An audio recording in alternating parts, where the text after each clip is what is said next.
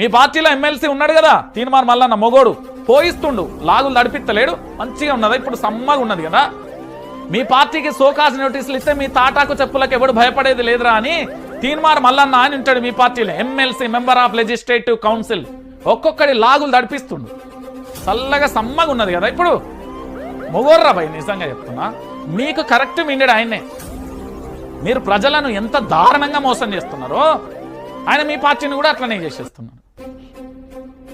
అడుగుతున్నాడు BC declaration కథ ఏంది, ఈ కులగణన సర్వే ఏందని అడుగుతున్నాడు తీర్మానం మల్లన్న. పోయి చెప్పుర్రి సమాధానం.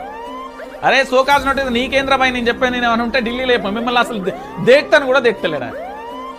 గది మీ పరిస్థితి, గది మీ పరిస్థితి, గది మీ పరిస్థితి అంటున్నా. మీ పార్టీకి సల్ల జంటలు పుట్టిస్తున్నాడు మీ పార్టీ ఎమ్మెల్సీ. బీసీ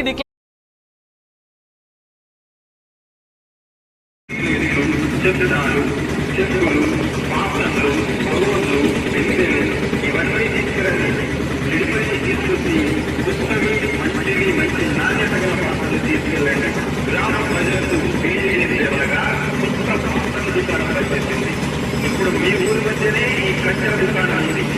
పాత ఇనుప సామాన్లు అనగా నీకిపోయిన ఇనుపలు, చెడిపోయిన సైకిళ్ళు, బొమ్మలు, మోటార్ సైకిళ్ళు, కుర్చీలు, పలకలు, పంపు కోటలు, మరే ఇతర రకాలైన ఇనుప సామాన్లు ఉన్న తీసుకురండి.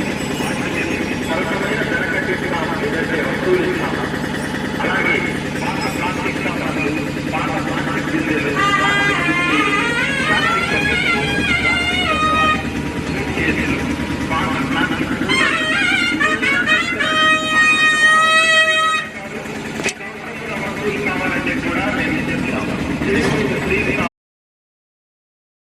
బీసీలో కానీ ఎస్సీలో కానీ ఎస్టీలో కానీ సంచార జాతులది పరిస్థితులు, చెట్ల కింద పరిస్థితి ఏ విధంగా ఉందో మీకు గమనిస్తే అర్థమవుతుంది.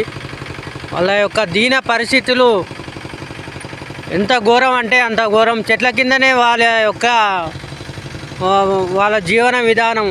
ఇలాంటి వారికి ఇండ్లు ఇస్తే బాగుంటుంది, ఇలాంటి వారిని ఇండ్లు ఇచ్చి కాపాడితే బాగుంటుంది.